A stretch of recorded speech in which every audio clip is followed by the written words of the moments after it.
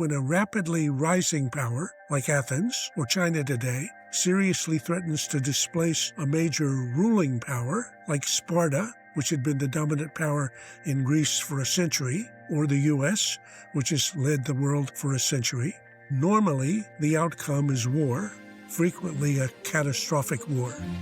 During President Trump's visit to Beijing, China's President Xi referenced a political theory in his opening remarks that has been part of foreign policy commentary for decades.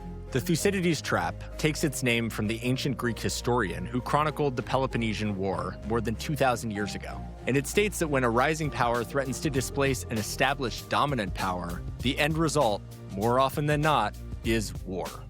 On today's global stage, China is that rising power, and America's dominance is under threat. While it's true that the two countries are closely linked through trade, markets, and culture, wars in the Middle East and Ukraine are disrupting energy markets and supply chains. China is using commodities, like rare earth minerals, as leverage, while the United States is imposing hefty tariffs. Both countries need the other, but tensions are rising. It's all part of a global power play. So the question remains, can these two superpowers continue to compete without sliding into conflict? This is a classic Thucydidean rivalry, and I think both President Xi and President Trump understand it in those terms. This is Critical Capital.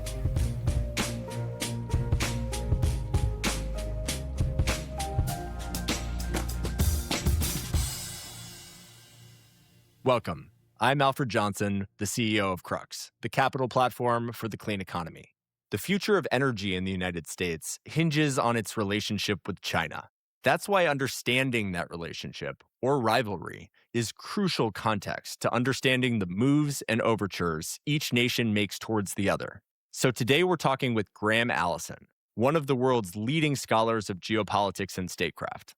He's the founding dean of the Harvard Kennedy School, a longtime advisor to U.S. presidents and defense officials, and the author of Destined for War, which popularized the concept of the Thucydides Trap.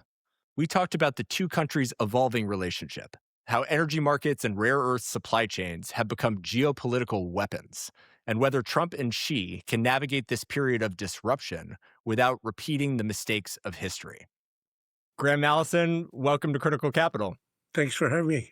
So, Graham, I have to say it is a unique privilege to have you on the show. I have known you for as long as I can remember. You were my advisor and professor at the Kennedy School, and you have written what is the definitive book of this present era, where you ask the question, can the U.S. and China avoid Thucydides' trap? Which was incidentally the same question that President Xi posed at the top of his remarks in the recent summit with President Trump.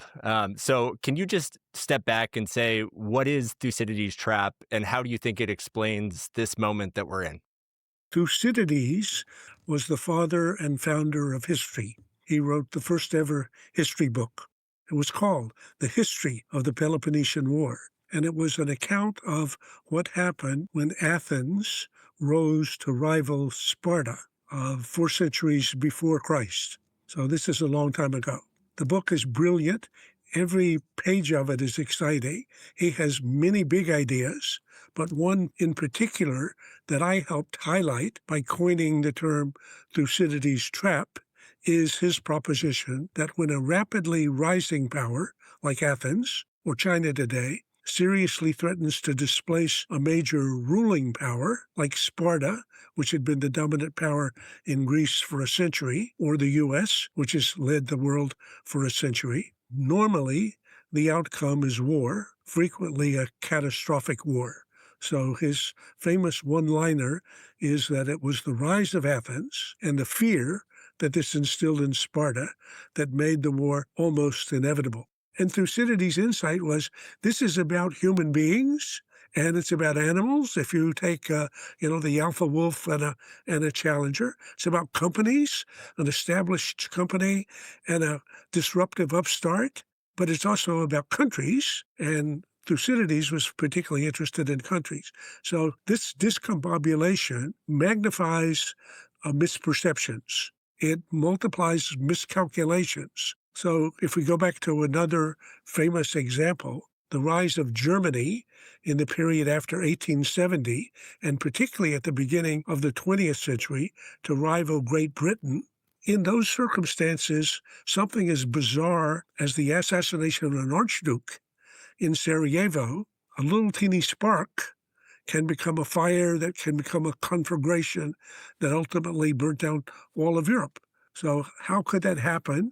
The answer is, under those circumstances, people misperceive, they misjudge, they miscalculate, and that can create a spiral that produces an outcome that nobody wants. If you go back again to World War I, when you get to 1918, every one of the combatants has essentially been defeated, except for the U.S., who comes late to the war.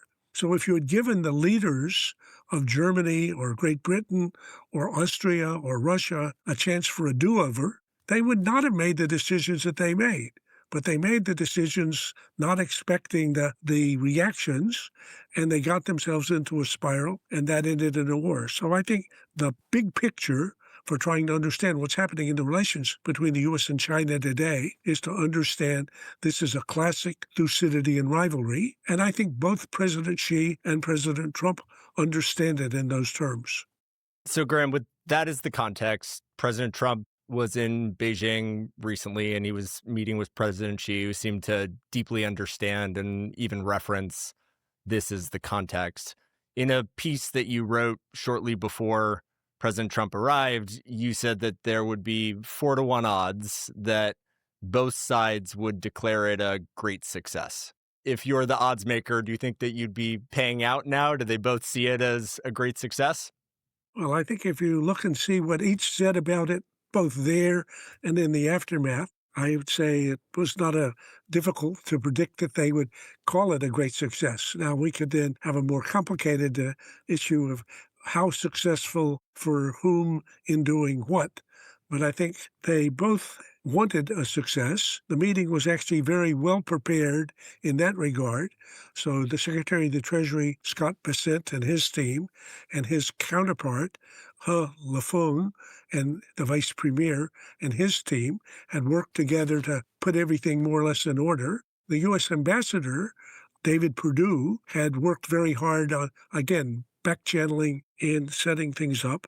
So I think the parties declared this to be successful. I would say not particularly spectacular or not particularly dramatic, but very important. So having the two leaders of the two most important countries in the world talking privately, candidly, in an extended manner about their shared interests and shared risks is very important. One of the things I've always loved about your approach to analyzing present dynamics is you look so deeply at the history of things. In 2013, you published this great book about Lee Kuan Yew, who was the forefather of modern Singapore. And in that book, he says, to understand the present and anticipate the future, one must know the past enough to have a history of the people. We have these two countries that are increasingly co-equal in the United States and China, but we get to that place from such different origins. How does the background and our collective histories impact the way that both sides are approaching this present moment? That's a great question, and you're absolutely right that that's something that Lee Kuan Yew observed. So in the Chinese story, which he would always say Americans needed to study more, China's history says China was the center of the universe for all of history until the last 200 years, when Westerners with technology showed up to humiliate China in what they call the century of humiliation. So in that way, the leadership of China, Xi Jinping and the people who work for him, and most thinking Chinese, see what's happening now. They call it making China great again. Xi Jinping's version of this, which was out before Trump's, was called the, quote, great rejuvenation of the great Chinese people. So that's what they think is happening. Now, switch over to Americans today, you or me. So we've grown up in the American century, in which an America that led the world in defeating Nazism and Japan in World War II, then created a whole new international security order, a pretty amazing international security order in which we My people as old as I am have had an opportunity to live our whole lives without great power war. See, I wrote another piece recently in Foreign Affairs called 80, 80, and 9, 3 numbers. Each of them is the answer to a question. And if you can identify the question, you've got the big picture for international security in the lifetime of everybody on Earth today. The first 80, how many years has been since Great Power War? 80. Okay, how amazing is that? That's the longest period of peace without Great Power War since the Roman Empire. This is very unnatural. Who was the architect and who's been the guardian of that? The U.S. That's both true, but that's also what Americans believe, okay? If we think about our history. Second 80, how many years since nuclear weapons were used in war? 80. How amazing. That didn't happen by accident. That's, again, American leadership in creating a whole order. And 9, how many states have nuclear arsenals? Only 9. I mean, JFK in the 1963 said there were going to be 25 in 1970, and that would have been normal. So what's prevented that happening is not just nature. That's been the undertaking of the Americans as they've led this international order. So from an American history point of view, China's attempt to displace us from our natural place at the top of every pecking order seems threatening. I mean, it is threatening. So I would say Lee Kuan Yew was brilliant in this regard, only by looking at why, if you were and I were Chinese, we would probably see things more or less the way they do. And if they were Americans, they would see things more or less the way we do. That doesn't give either of us a pass. That means we should appreciate the complexity of the motivation in this rivalry. It certainly doesn't tell us what the conclusion is, because if we, again, take Thucydides seriously, and if the normal outcome of this would be a catastrophic war, so if business as usual or diplomacy as usual would forecast history as usual, and that would be catastrophic for ourselves, Thucydides would say, and I would say, that's why we got to do better than that. So, Graham, we just explored the history of the way that the different countries approach the moment. The summit also exists within the context of present history. And if you take that 80-89 world that we've been living in, that's also been a world that has centered the U.S. economically and with respect to trade. We've been living in this long dynamic with China where we've been running a trade deficit relative to them. That was the auspice by which the tariffs were suggested earlier last year, I think ultimately reaching something like 145%. There were reciprocal tariffs on from the Chinese side. And then the Chinese effectively put a gun on the table in the form of the rare earths and critical minerals export restrictions. How did they think about using that point of strategic leverage, and how does it bring us forward to the moment that we're in now? Great. I'd say you've been doing your homework and watching. You taught me. In Trump world, things have been moving so fast that it's very hard to kind of keep track. Not only, as you said, that the Chinese put the gun on the table, as Scott Bessent put it, they not only put it on the table, they fired it in the air a couple of times, to get our attention. So Trump imagined, if we go back just a year to April 1st, 2025, was so-called Liberation Day. Trump imagined that tariffs were a magic wand that he could just wave and other countries would bow. When he waved this magic wand with Xi to China, first 40%, Xi matched him. Then 60%, Xi matched him. 100%, Xi matched him. 145%, Xi went to 125%. So Bessent said, excuse me, let's just stop this. This is an embargo. Not only then did Xi go to 125%, he choked the supply line for rare earth magnets and a number of other items without which the U.S. economy can't function.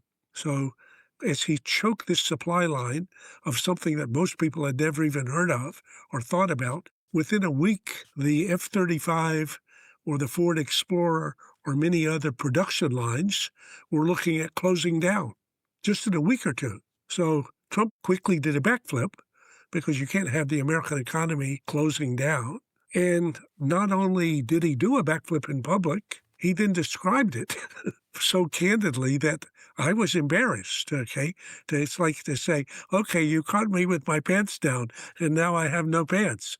I would try to cover it up somehow, not make it so vivid. But both he and Secretary Bissett have talked about this totally candidly. So now we find ourselves in a relationship with China in which they're entangled in our economy and society and dollar and international trading system. And we're entangled in their supply lines so deeply that we're appreciating and we're trying to come to grips with the fact that actually we have to find a way to live together in order to keep each of our own economies working. So it's easy to say we're great power competitors, or in my terms, Thucydidean rivals. It's harder to recognize that we're living in conditions in which each of our own survival and well-being requires a level of cooperation with the other.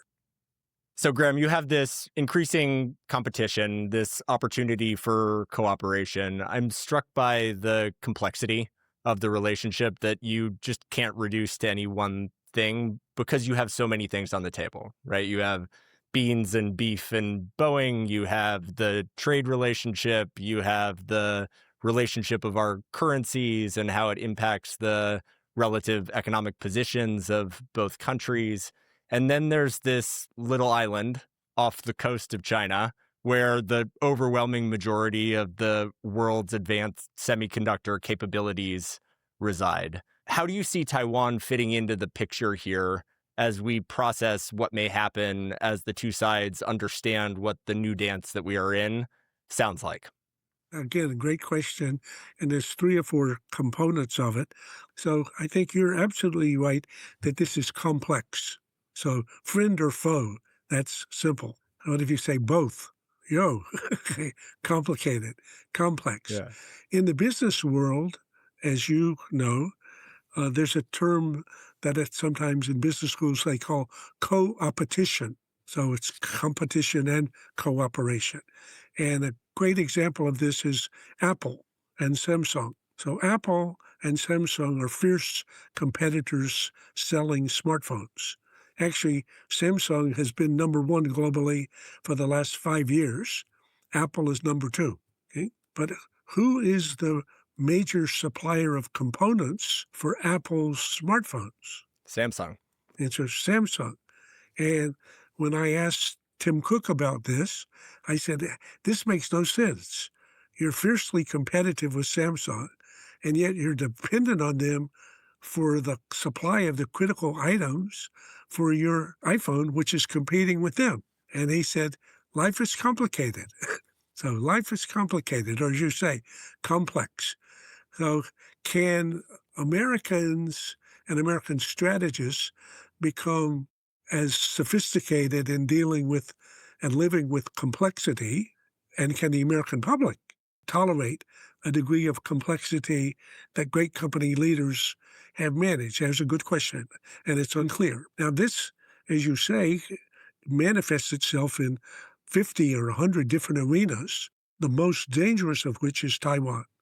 From a Chinese perspective, Xi and every influential Chinese believes that Taiwan is an integral, inseparable part of China.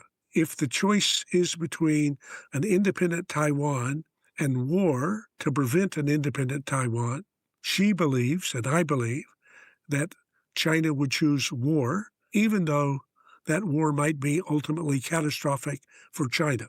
So another way to put it is no Chinese leader, certainly not today or in the foreseeable future, could survive a Taiwan that had become an independent country. He would be overthrown by his own government. So that's unacceptable for him.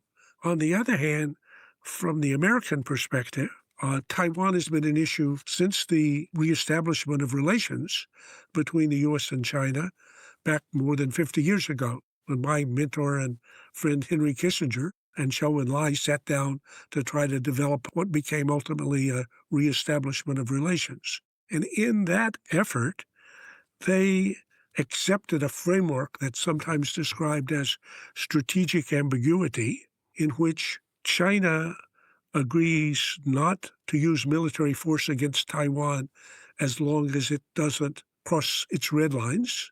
And on the other hand, the U.S. threatens to come to the defense of Taiwan if it should be attacked by China. And what this is demonstrate, even though it's not elegant, and even though it's confusing and complex, it shows you that issues that are irresolvable are not necessarily unmanageable.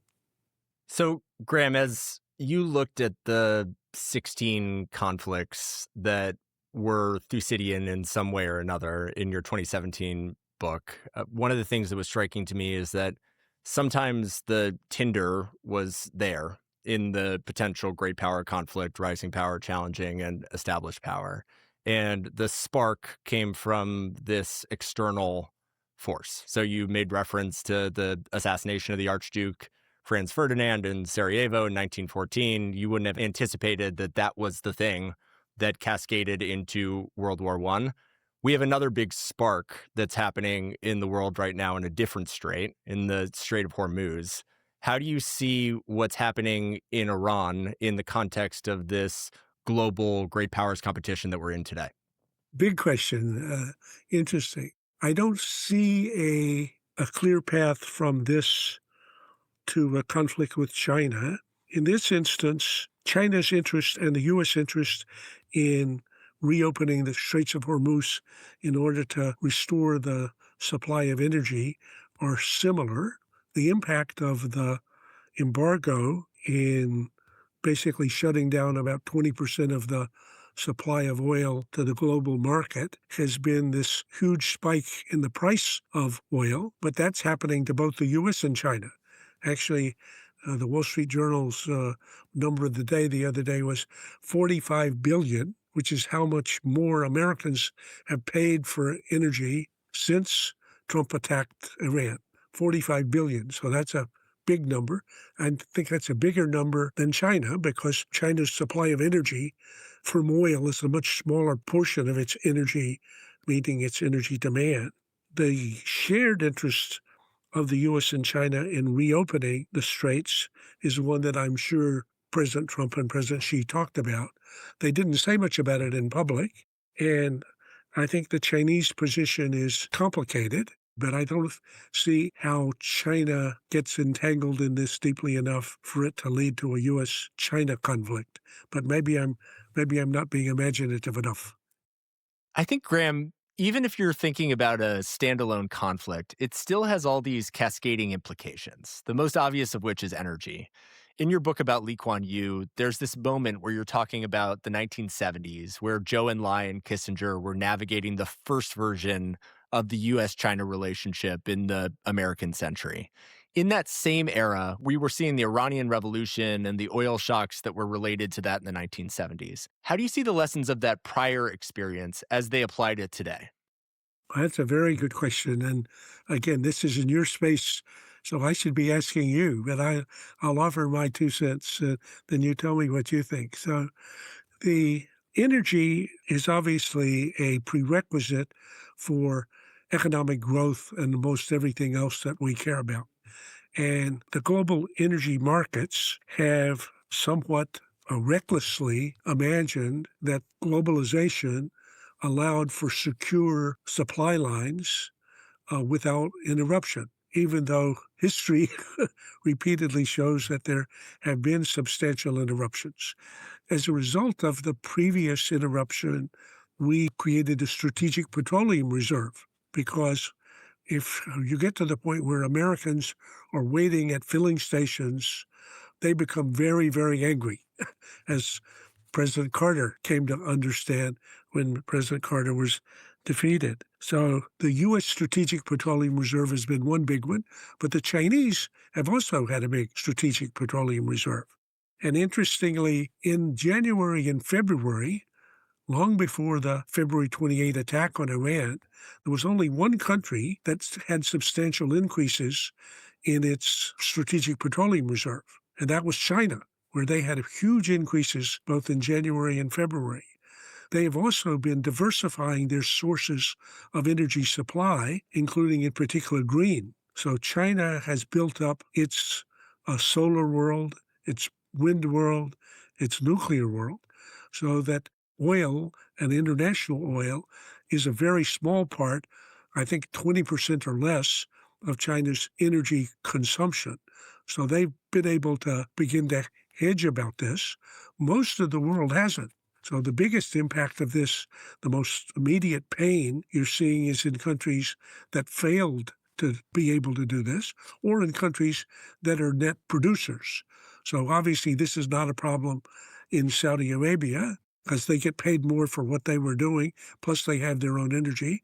It's not a problem for U.S. as a net energy producer, not a problem for Russia, but for Japan or for India or for Indonesia or the Philippines, and indeed for much of Europe now, this is having a huge impact. Yeah, and so, Graham, to follow the thread of energy for a second, prices are high. The strait is still tenuously open and closed with partial passage. That is leading to oil revenues to Russian associated oil companies being much higher. You identified them as one of the countries that may benefit from the situation that we're in today. How do you see that impacting the situation in Ukraine? Well, I think it's generally agreed by people watching that this has been about the best thing that could happen for Russia and the worst thing that could happen for Ukraine. And on the one hand, Putin is getting an extra $150 million every day. So for all the discussion about what the impact of this on the Russian economy, since energy has been their major source of income, this has been a big plus. And on the Ukrainian side, almost all the relevant weapons that could conceivably be delivered for Ukraine, both for Patriot missiles and for other defenses, and similarly for offense, are going to focus on the war in Iran. And while the Trump administration was already walking away from Ukraine, and President Trump has made it clear he doesn't really want to be more invested in Ukraine, still the U.S. has been supporting the effort by selling arms to Europeans to provide to the Ukrainians. But all of the weapons that we have anywhere have been sucked up for the Iran scenario and for the defense of Israel and the other states in the region. Graham, you talked about the 8089 world. I know you like thinking about scenarios and what would need to happen for something to be true. If we were to get to the 109 world and get from this unstable equilibrium that we're in today to reequilibration of some kind, what would need to happen? Whoa, okay, that's a big question. First, we'll do the more negative scenario, which I think is more likely. So I think first, appreciating how unusual, actually unique, the current situation is, and the one in which you've lived your whole life, even to a point that you take it for granted, because it just seems like it's natural or normal. I mean, when I do this for students in my class this fall, half of the students, I think it's more likely that Martians will invade the U.S. than that there would be another great power war. They just think that's kind of gone out of style, or that's so passé, as if somehow this was unnatural. I think that's short-sighted. The most likely outcome is that this international order, which was created by a group of people we revere as the wise man, and then was renovated repeatedly over these years, but which has been sagging and eroding and is now even basically under assault by a wrecking ball, the most likely is that that unravels to some tragic outcome. And if I were betting it, I would bet that we don't see 100 without a great power war. I pray that we do, but I would think not likely. I would say for sure, I would do 2-1. There's not going to be 9 nuclear weapon states at 100. There's going to be more. Because today, again, why would you not have nuclear weapons in such a dangerous world? We're going to be in a much more chaotic world.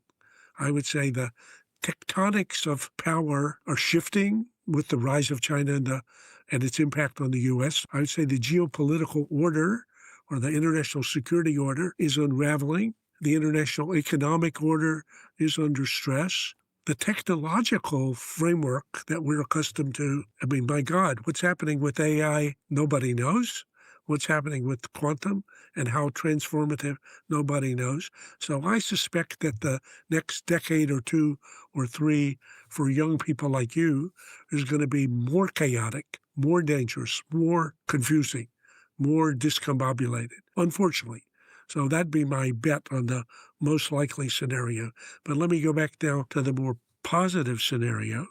So if you had asked people in 1945, what's the future going to be like? They would have said, well, we had World War I 25 years ago. Now we had World War II. Well, there'll be World War III. And our objective is to try to create an international order that would prevent that happening. But I'm not sure we're going to succeed. There's a wonderful book written by Dean Acheson, who was the Secretary of State for President Truman during this period. It's called Present at the Creation. And one of the things that Acheson points out is that every day we would get up to an entirely new world. Every day we would get up and things that we thought we knew yesterday don't seem to be correct today. So it wasn't like these brilliant people had, a moment in which everything came together. They were making up, inventing, changing, developing over a period of a decade to get to the structure that became the UN, the World Bank, the IMF, peace through strength, standing U.S. military forces, NATO, U.S.-Japan alliance. All that set of structures got built piece by piece. Then that effort was renovated from time to time. When the Soviet Union collapsed in 1991, basically you had a nuclear superpower that collapsed. Oh my God, this never happened before in the world. There were left outside of Russia 4,000 strategic nuclear warheads atop missiles aimed at the U.S. and 12,000 tactical nuclear warheads. I was involved in the efforts in the Clinton administration to recover all these 12,000 tactical nuclear weapons and the 4,000 strategic weapons and get them eliminated. So that was a huge effort in the Clinton administration to prevent what would have otherwise been a large number of new nuclear weapon states and maybe even nuclear weapons in the international bazaars. So that would have, 9/11 would have been a nuclear 9/11, not just the World Trade Center and the Pentagon. So that whole process of renewal has occurred in every arena repeatedly. So if we were doing the good news side of this, some people in your generation and others in the U.S. and China and elsewhere will now be part of the next stage of renewal. And then what would that consist of? Well, so the alliance structure that we had and that the U.S. was prepared to maintain when we had half of the world's GDP in 1945 or 50 is not sustainable today when we have 20% of the world's GDP. So that had to get adjusted. In the financial arena, the dollar has turned out to be much more resilient than most people would have forecast. I hope that's manageable, even though I think our current level of debt and deficits is clearly unsustainable and is a genuine systemic financial risk. On the energy front, I think the fact that the new energy technologies make it possible for me to get electricity at a lower price and more reliably from solar than from oil or gas or coal is amazing and great. I think the fact that EVs will be able to be more successful than internal combustion engine and give us more reliable, less greenhouse gas, lower price is great. So technology applied to energy will create some great new possibilities, maybe even in the nuclear arena. I'm always suspicious since I've seen this story several times before, but now that you're seeing the investment in smaller nuclear energy modules, maybe that's going to come to something valuable. So I could imagine in each one of these arenas a period of renewal and revival. It'll require a level of imagination and initiative well beyond anything we're seeing already. Graham, it was a true privilege and treat to have you here. I didn't get a lot of optimism out of you along the way, but ended on a very optimistic note there. So thank you for coming on Critical Capital. It has been a real treat for me. It's a pleasure to be with you and look forward to catching up in person. Graham Allison is the Douglas Dillon Professor of Government at Harvard University and the author of Destined for War: Can America and China Escape Thucydides Trap? You can listen to Critical Capital on Spotify, Apple, or wherever you get your podcasts. And if you feel up to it, leave us a review. Critical Capital is a co-production of Crux and Latitude Studios. Our production team includes John Sheehan, Jenna Herzog, Ann Bailey, Stephen Lacey, and Sean Marquand.